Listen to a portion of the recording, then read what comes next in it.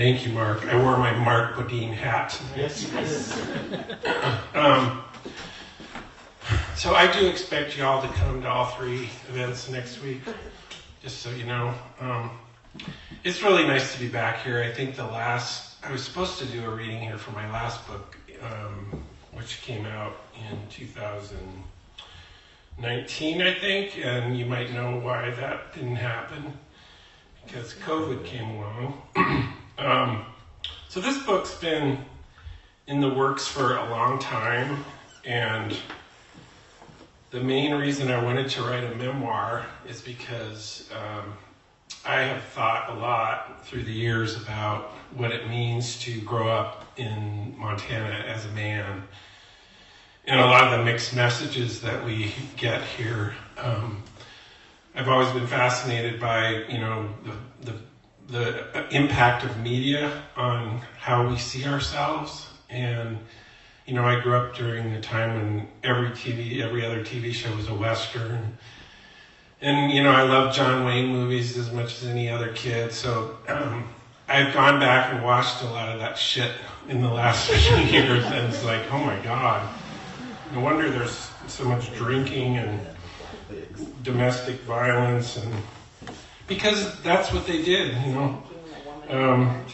So I wanted to sort of tell my story and sort through a lot of those mixed messages that we got, because I ended up becoming one of those guys in a lot of ways. I had a drinking problem. I was in an abusive marriage for a while. And after years of therapy, I finally was able to finish this book and talk about a lot of that stuff a little more openly. But it was a long process. This book took me about 20 years to write. So I'm going to read a few. The chapters are pretty short in this. It ended up becoming kind of a series of snapshots rather than sort of a straightforward narrative, which is the kind of writing that I like. So I'm going to read some short chapters for you, and hopefully you'll have some questions. So this is a chapter called The Loneliness, and it takes place in around 1940. I wasn't born yet. My mother's Uncle Louis, the man who introduced my grandmother to all 3 of her husbands, lived on a small ranch between the Arbuckle Ranch and Belfouche, South Dakota. Louis was a drinker, but like a lot of alcoholics, he was also a hard worker when he was sober, and everyone who knew him loved him. He was gregarious, funny, charming, and was known to drop everything to help a friend. Unlike my grandmother's other brother, who refused to loan her money when she was desperate for help after her second husband died. Reed was a very successful construction engineer that apparently didn't think sharing his success was important. Louis and his wife Veda had 2 kids, a boy and a girl, but they were known for their rows, as both of them tended to dip into the liquor cabinet after supper. One evening, in the midst of Montana's fierce blizzards, Louis and Veda got into another argument. After going back and forth a few times, Veda stormed out of the house, yelling over her shoulder and slamming the door. Louis stomped around the tiny house trying to calm his children and waiting for her to bust back through the door. But he soon realized that she'd probably become disoriented in the winds, and he bundled up to go look for her, tying a rope to the front door so he could find his way back. Louis searched several times, going back inside to warm himself when he couldn't bear the cold any longer. But he never found her, and it wasn't until the storm broke the next morning that he was finally able to spot her less than 50 yards from the house. Veda's death just gave Louis more of a reason to drink, especially after one of Veda's brothers filed a criminal case against him for negligent homicide. My grandfather Arbuckle's father actually testified as a character witness for that trial. Once Louis was acquitted, he had a passel of women chasing after him, including 2 of my mother's aunts, who were married to her dad's brothers. Louis ran off with one of these aunts after selling his ranch.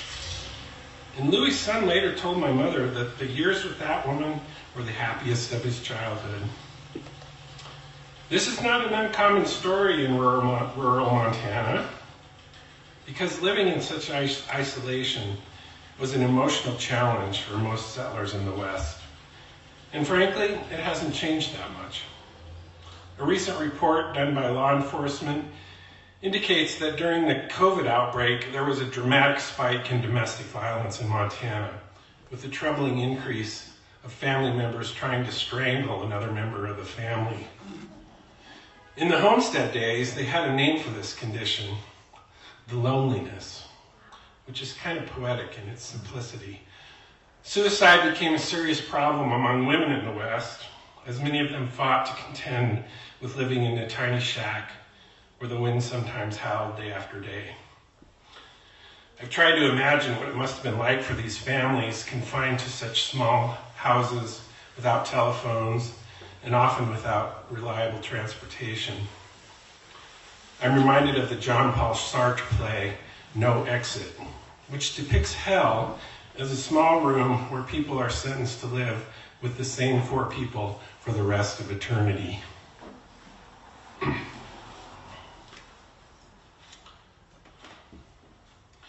Okay, we're going to jump ahead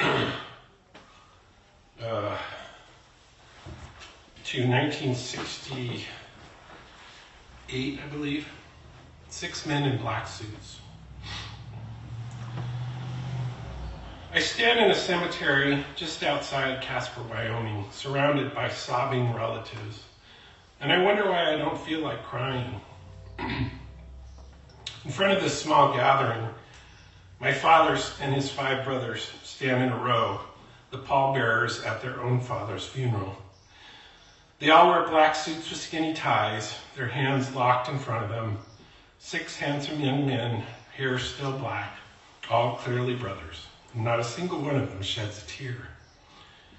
My grandfather, Earl Rowland, was a silent man. Not just quiet, silent. I have no memory of him speaking to me. I have no memory of him playing with us or telling us a story. I have no memory of him scolding us. The one memory I do have is one day being in the front yard of the trailer where he and my grandmother lived. Just the 2 of us, him sitting in a lawn chair, a glass of lemonade, his forehead slightly moist with sweat under his gray flat top. I remember watching him from the corner of my eye, wondering whether he would say anything. But he never did. It was as if he didn't realize I was there. So I'm confused, standing here among my relatives, wondering what I missed. Some of my cousins are wailing, heartbroken. I'm still not sure to this day whether they experienced a different Grandpa Rowland than I did, or whether they were just caught up in the moment. But I focus on those 6 young men in front of me, deciding from their expressions that being a grown-up must mean that tragic things don't hurt you. When you grow up around men who never talk, men who never offer guidance, you look for small signals to decipher what it means to be a man. It wasn't conscious, but I learned to look for any sign at all about how to behave, how to treat women, how to deal with pain and anger and disappointment and fear. I feel as if I spent most of my childhood wishing one of the men around me would crouch down and explain something to me. Anything at all. Maybe it's part of what made me a writer, this compulsion to study people, searching for signs. On that day, I came to the unfortunate conclusion that I was like my dad and his brothers. My Grandpa Rowland was only 58 when he died, and I had enough conversations with my father in later years to know that he did feel something that day. And a lot of what he felt was sadness about what might have been, about what his father missed out on by living in such silence and solitude. Even so, for much of his life, my father emulated his father. And I have many memories with my dad that are similar to the one in my grandfather's front yard. wondering whether he would speak, wondering whether he noticed I was even there.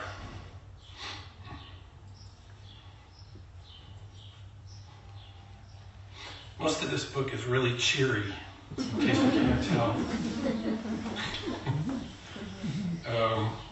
Let's see. So when I was 10, one of the interesting things about my family history is that my mother grew up on a ranch, and it was a pretty big ranch, so they had some, a little bit of status and prestige in the community.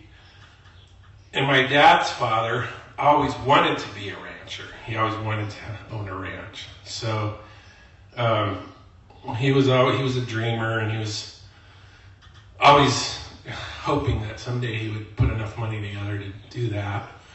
But what he generally did to make a living was he was a welder. And he would get these welding jobs, and he would go to Portland to the shipyards and get a really good welding job. And after a couple of years, he'd get bored and move them back to Wyoming. And they'd be poor again. And my dad just has a lot of bad memories about just barely getting by. Anyway, when I was 10, my dad was teaching school in Sheridan, and he somehow heard about this ranch managing job between Sheridan and Billings. And he interviewed for the job, quit his teaching job, took the job, and never told my mother that he was doing all this, because he knew she would be so pissed off. She didn't want to ever live on a ranch again.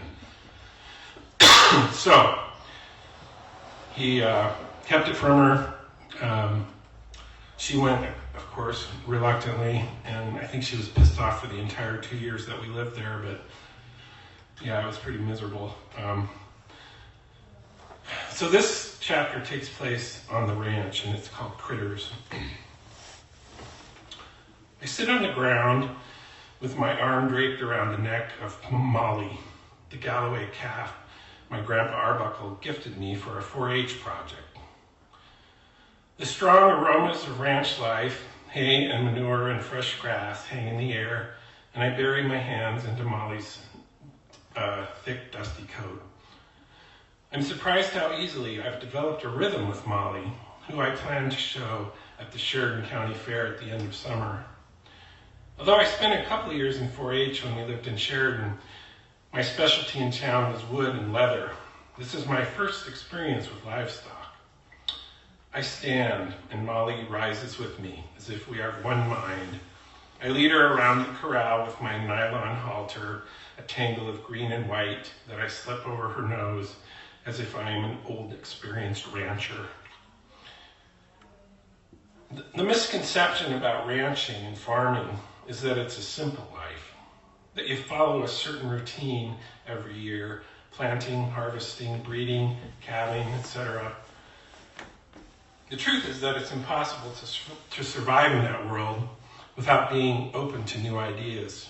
Farming and ranching requires constant study of soil health, fertilizing, fighting weeds and disease.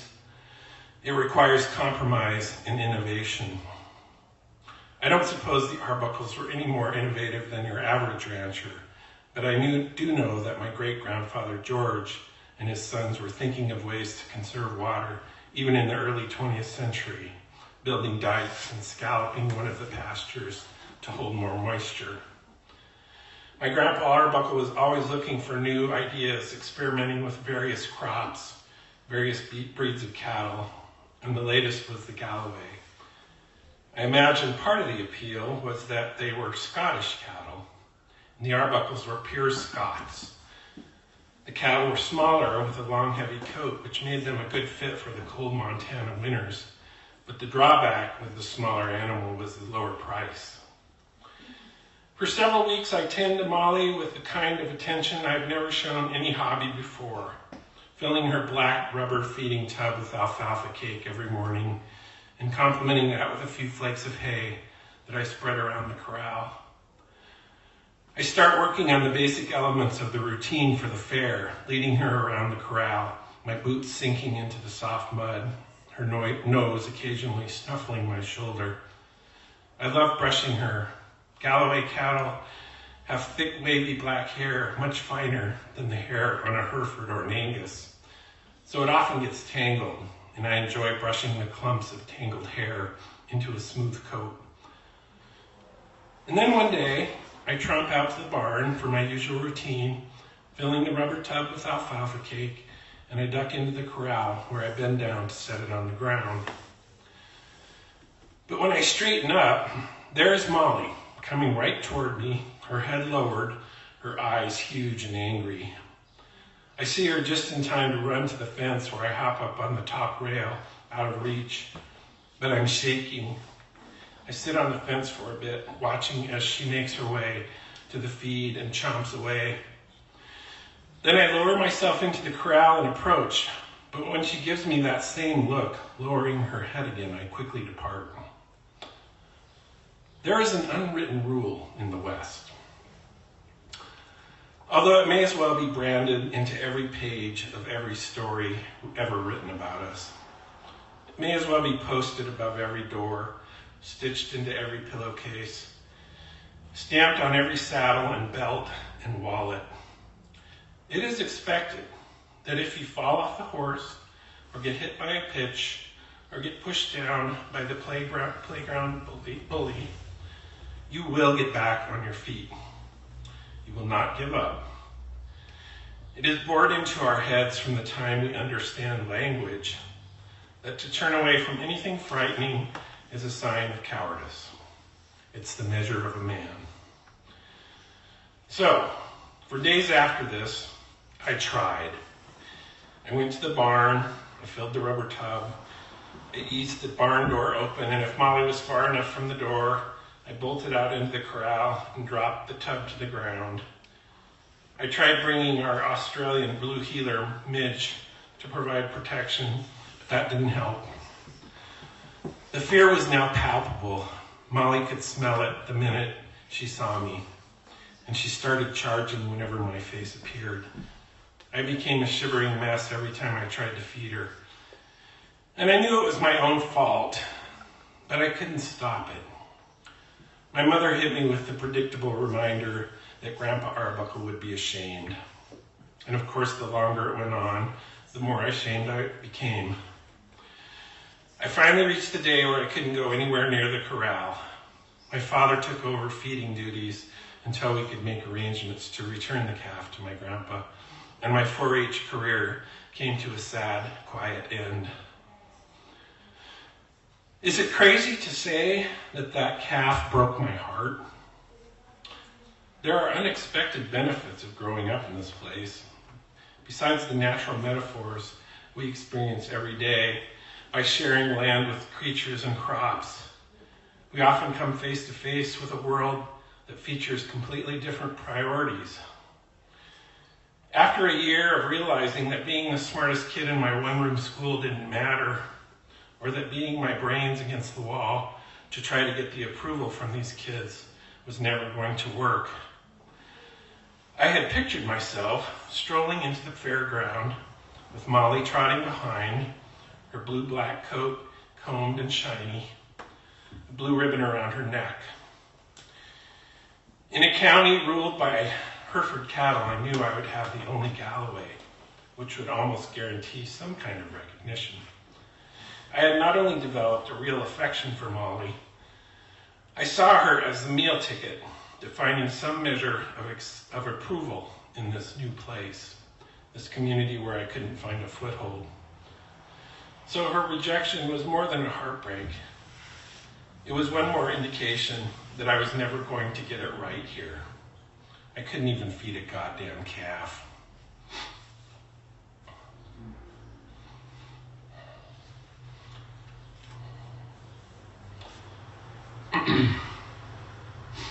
This is called If You Don't Know What's Wrong With You. In 1968, a father of 3 drove 25 miles from the X-Bar X Ranch to Sheridan. He parked his green International Harvester in the parking lot of the VA hospital, entered the building, and approached the front desk. When the receptionist asked why he was there, he said, "I need to talk to someone." "What's wrong?" she asked. "I don't know what's wrong. I just need to talk to somebody." "Well, sir, if you don't know why you're here, there's nothing we can do to help you." This young man was my father. He was 35 years old. It had been 2 years since he quit his teaching job to manage the ranch. My father was a handsome young man, bearing a slight resemblance to Jack Nicholson during his Chinatown days. But unlike Jack, Dad was one of the least assertive men I ever knew, even when he was at his best. So when that woman told him she couldn't help him, my father left the building, sank onto the steps, and dissolved into tears. With today's increased awareness about mental health, it's hard to imagine this scenario playing out today. And looking back on it, it's baffling that this woman responded to my father, who was clearly crying for help, with such a cold heart. Dad told me years later that it was the closest he ever came to leaving our family. I'm sure suicide also crossed his mind. And although he eventually recovered some confidence and purpose in his life, he spent the next 20 years lost, meandering from one unsatisfying job to another, sinking into a quiet battle with alcohol, and withdrawing step by step from the family. My friend Alexis Bonagofsky lost her father to suicide in September of 2014.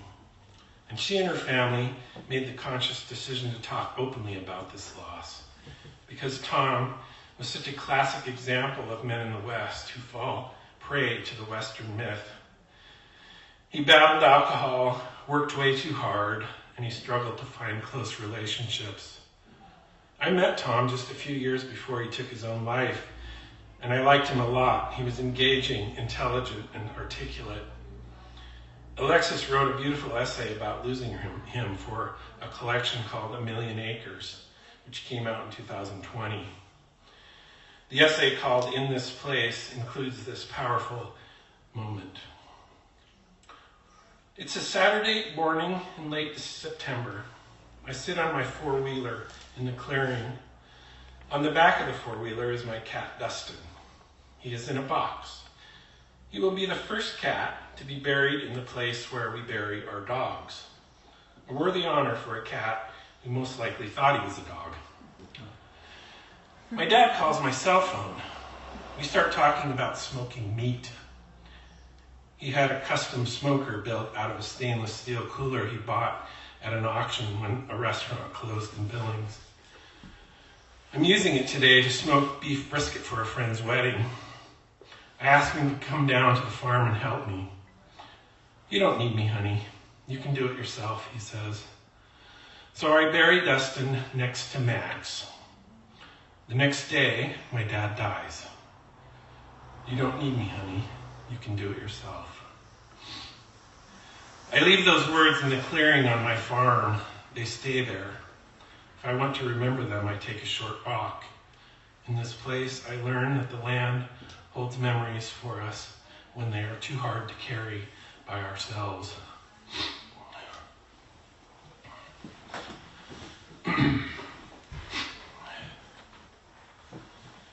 Okay, let's try a little cheerier story here. So when I was 16, I went and worked on my grandparents' ranch for a summer. This is from that summer. I was working for my Uncle Lee, who was my favorite uncle. Lee rouses me at sunrise, and after a hearty breakfast, we drive out in the fields where there is still a golden glow on the horizon. And we either spend the entire day stacking hay or moving cattle, docking sheep, or fixing fence. It was my first job, and it's hard to imagine a better introduction to the world of work, in a place where you observe life and death and the danger of the elements. Working on a ranch is not the life for someone who doesn't pay attention to the world around them, because the slightest misstep can not only lead to injury to yourself, but also put other people or animals at risk. There's no room for lame excuses. One evening we came in from the fields and my Aunt Maggie said, Dan Oliver called about an hour ago. Those two bulls in the Washburn place broke through the fence. They're in his pasture.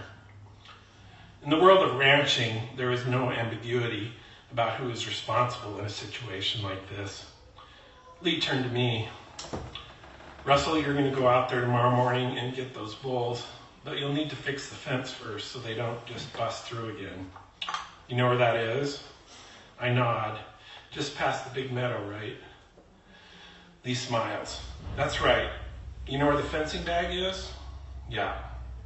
The next morning, Aunt Maggie fixes me a lunch, complete with a big jug of ice water that will be warm by lunchtime. I saddle up Stinger and Lee fixes me up with the fencing bag and I ride away from the barn. I love riding and I look forward to a leisurely journey because this pasture is about as far from the house as you can get on the 25,000-acre Arbuckle Ranch. Let's see. It's late afternoon by the time I get to the fence separating our property from Oliver's, where I see a big gap. The barbed wire on the ground in a tangle. I spot the bulls staring at me with complete indifference. I dig the staples and tools from my saddlebag and go to work stapling the barbed wire back to the fence posts. Thankfully, the posts are not damaged, so it's just a matter of getting everything strung back together. And then I go to tackle the hardest part of the job. I follow the fence line to the nearest gate in the corner of the Washburn place, which is good. It will give the bulls less room to escape. I open the gate and leave it open. I approach the bulls, who still show little interest in my presence. The way they look at me gives me the distinct impression that they recognize a rookie from miles away. So I approach with as much confidence as I can muster, repeating what I've seen my grandfather and Lee do when they work with cows, waving my hat and shouting, "Hey!" They continue to ignore me for a while, but having a good stock horse can sometimes make up for lack of experience. And when Stinger starts dancing back and forth behind them, they finally start to lumber away from me, still in no hurry. Thanks to Stinger, I eventually push the bulls over to the fence line, then along the fence line to the corner where the gate is. Even then, they stubbornly circle behind me once before finally strolling through as if they had just finished a marathon. I close the gate and sit in my saddle for a while, eat my sandwich and apple, sucking down warm water, but feeling satisfied with a job well done. Once I finish my lunch, it's midday, and I know that there will still be time to get back to the fields again, so I begin a meandering trip back to the barn. About 15 minutes in, I turn to admire my work one last time, only to see that those goddamn bulls are in the process of trampling the fence in the exact same spot, lumbering back into the Oliver's pasture.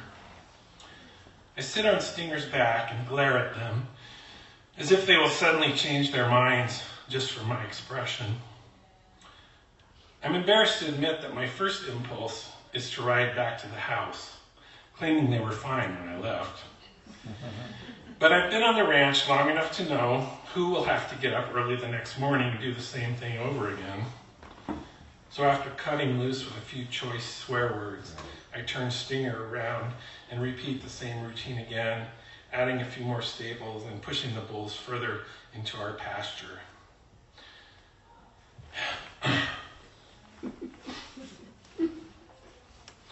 Okay, one last chapter. This one is called The Perfect Drunk. I had one perfect drunk in my life. It was, of course, the first one. The first time I crossed the line from an innocent swallow of Dad's beer. The first time I drank for effect. I was 17 and about to enter my senior year at Billings West High School, home of the Golden Bears. The occasion is the wedding reception of my cousin Mike, who's developed the affectionate nickname of White Owl for his striking yellow hair and black horn-rimmed glasses. Although his years as the starting center for the Golden Bears are behind him, and although he's replaced those black-rimmed glasses with contact lenses, White Owl is still popular with his old high school friends, and his wedding draws a lively crowd. Even at my best, I've always been awkward at parties. Gatherings bring out my worst anxieties, and adults make me especially nervous. At a few inches over 6 feet tall and about 135 pounds, I'm the poster boy for geeky bad 70s fashion, complete with photo gray lenses in my aviator glasses and a big butterfly bow tie. But before this evening, I've never been tempted to resort to social lubrication, the kind that alcohol will provide. I've watched enough home movies in the making to know how people behave, and I don't like what I've seen. I've even developed a reputation among my friends as something of a crusader, someone who's liable to get surly if my friends get drunk. I suppose I could analyze my decision this night and come up with an explanation for why things change, but I think it's pretty simple. I think my curiosity finally got the best of me. So after standing around with my hands in my pockets for an hour, I drift over to the keg that sits plump and happy in a tub of ice, and I indulge. And of course, there's a reason that alcohol is served at parties. Over the course of the next hour, the awkward, geeky teen dies and is resurrected as a sophisticated raconteur. I become William Powell in the Thin Man movies. I actually commandeer a table surrounded by gorgeous women. In my normal state, I would not even be able to approach this table without feeling my balls crawl up into my abdomen. But not only do I sit down at the table, I hold court. The words pour out and tickle each blonde and brunette, whether their hair is curly or straight. They laugh and prod me for more. My personality is so dramatically different that about a half hour into my performance, my father approaches from behind. Son, I think we should maybe step outside. I don't answer, hoping my father will change his mind, something he often does. Right now, when he says yes, I know that my mother put him up to this, and that he has no choice but to complete his mission. I look around the table, taking in all the faces, as if by memorizing their expressions, I can hold this moment in check until I come back. I stand. Ladies, you must promise not to have any fun until I return.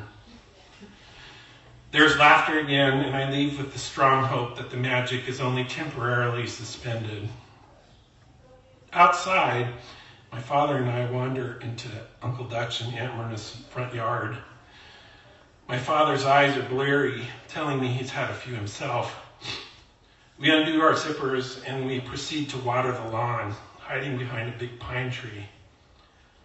You might want to take it easy, son. This simple phrase inspires a panic in me that would be impossible to overstate. No, Dad, no, this is great. I feel great. My dad chuckles, tucking himself back in. Well, I understand, son, but you just need to be careful. You don't want to overdo it. I'm still peeing. I can't even imagine what he means. How can you overdo happiness? I'm fine, Dad. Don't worry, I won't. I'm good. As it turns out, and this is not due to any restraint on my part, I do not overindulge that night. I somehow managed to avoid getting sick or blacking out. I don't punch anyone or steal a vacuum cleaner. I don't touch anyone inappropriately. I don't throw a chair through a window or scream at someone who hasn't done a single thing to provoke me. I don't piss on someone's door or break a mirror or make any tearful, incoherent rants. Nor do I drive in a blackout or run my car into a guardrail or deliberately barge through the red lights on the drive home. I don't shove my finger down my throat so I have more room to drink more. Nope. All of that comes later when I become more practiced, which may lead you to believe that this is why that evening was the perfect drunk. And although the absence of those particular consequences does contribute to that fact, they are dwarfed by one, the most significant reason. The reason this is the perfect drunk is because it is the only time in my life that I don't know that this incredible feeling is only temporary.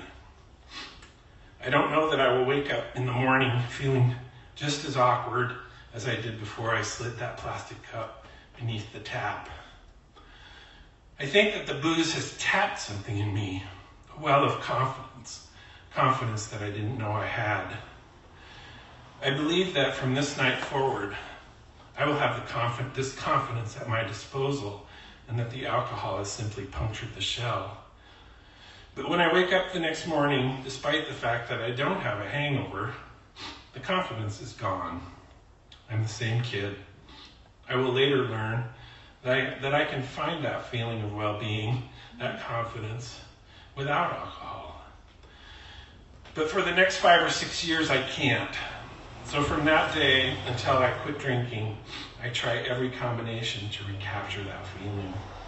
And although hints of that confidence sometimes return, and although I do have some fun, it is always undermined by the knowledge that in the morning I'm going to wake up feeling just as inadequate and unhappy as always. Thank you.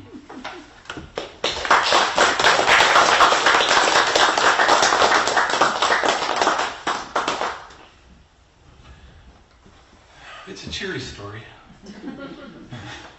So there is a lot more about recovery and stuff, good stuff. Yes? Well, I grew up in Montana, and when some people my age, they always say, the good old days. Mm.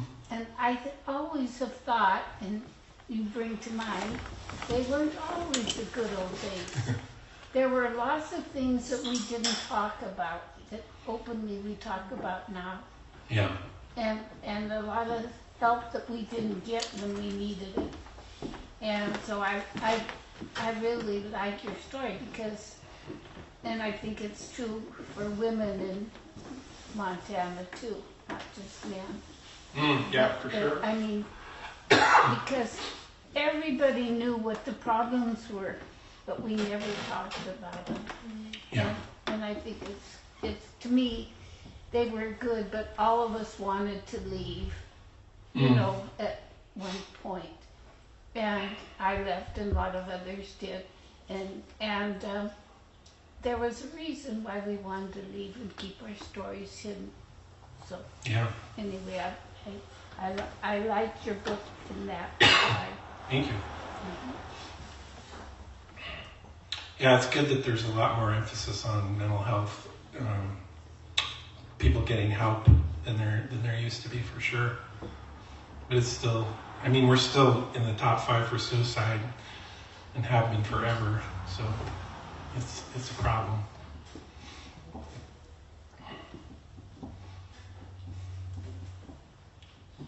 And the silence, not talking about that. I remember my dad is quiet and an alcoholic. And everybody we didn't talk about any problems. Yeah.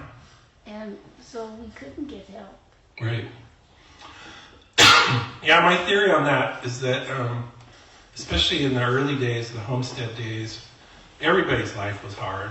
So nobody wanted to be the family that complained. Everybody was just trying to get by, and they didn't want to be reminded by anyone else how hard it was. So I think that sort of started the whole stoicism part of our culture.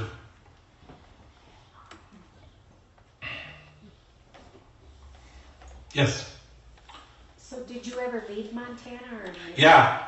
I was actually gone for 25 years. I left around, it must have been about 87. Yeah, and then I came back in 2007. So, I was gone. I lived in a lot of different places, which actually made me appreciate Montana a lot more. Everywhere I went, people love Montana. I'm sure you've all experienced that too. But when you start hearing that, everywhere you go, you're going, oh, yeah, must be pretty cool. So yeah, and when I came back, it was like immediately I just felt so calm and relaxed, and it was awesome to be home. Yeah. Yes. Did you ever, after everything you've gone through, did you ever have a desire to return to a ranching life and do something different with it? No. Yeah, no, I loved working on the ranch, but it was also, it just wasn't me. I think a huge part of it was the isolation. I loved the work, but I like to, even though I'm kind of a loner, even in town, I like to have the option of getting together with people when I feel like I need that. And I need it pretty much daily. So, yeah, I've never been a ranch person. Russell, Yes. wouldn't those stories perhaps be just as much the era as Just as much Montana's- what? The era Yeah. as Montana specific? Yeah, for sure. Yeah, I don't know. What do you think is different now? Well, the way people communicate, the way Yeah. people get therapy, counseling, friendships, it's massively different. I mean, we all have experiences with fathers in the war that never spoke of their Right. terrible experiences. They just took it internally. Yeah, I think that's definitely true, but I mean, it's still kind of interesting when you think about the fact that, like I said, the suicide rate is still really high. Alcohol is still a huge part of our culture.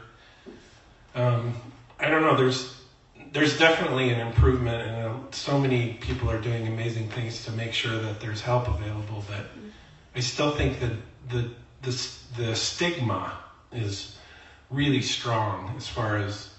And and I know for myself, when I finally decided I needed help, I didn't even know how to talk about what was going on.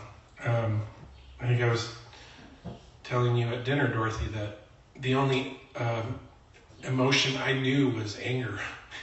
I didn't know how to talk about fear or disappointment or being irritated. I had never learned that shit. My parents never did that, so it was pretty much like learning a whole new language for me.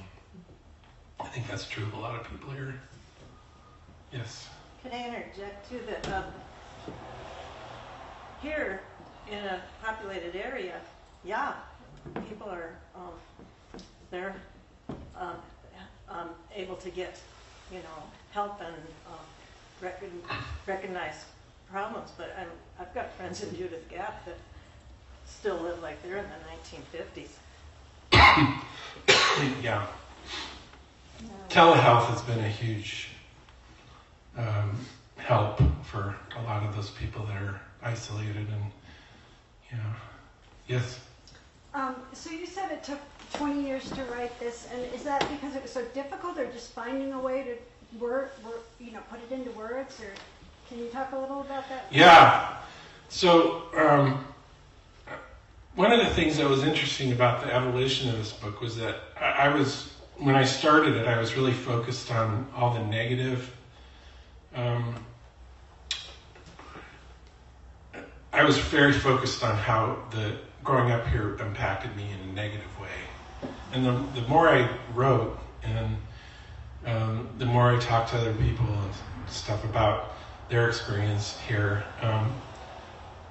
the more I was able to sort of focus on also what the benefits are. I mean, one of the things that is interesting about especially native Montanans who've been here for generations, they're incredibly resilient, innovative people. I mean, the strong and the resilient and the innovative people that came here are the ones who made it, right?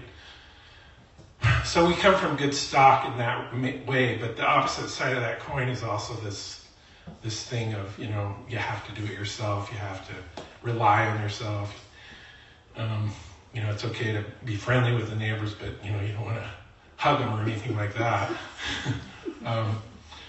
So yeah, that was an interesting part of the process of but also organizing this in a way that sort of told a story was really hard. I just had all these, I just started writing all these vignettes, and I had a very hard time figuring out how to organize them in a way that made it, created sort of a narrative. And it was fascinating how after, I don't know how many drafts, when I finally, I got some great advice from a fellow writer of mine who said, here's what you need to do. And once I got her feedback, I tried what she suggested, and I finished that draft, and I just went, holy shit, I'm done. I knew I was done when I was done. So that was cool. I love that about writing anyway, but it was particularly strong with this book. Yeah. Are any of your other books biographical? Or do they have portions of them? Yeah. So 56 Counties is about my journey around the state, but it has a lot of autobiographical stuff, especially about my family in it. And 3 of my novels are based on our ranch family. So those all incorporate a lot of family history and sort of stories from our family. Yeah. They always say whatever you write is part of you anyway, right? So, yeah.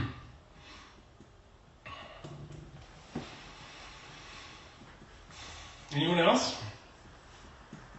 All right. Thank you for coming. Appreciate it.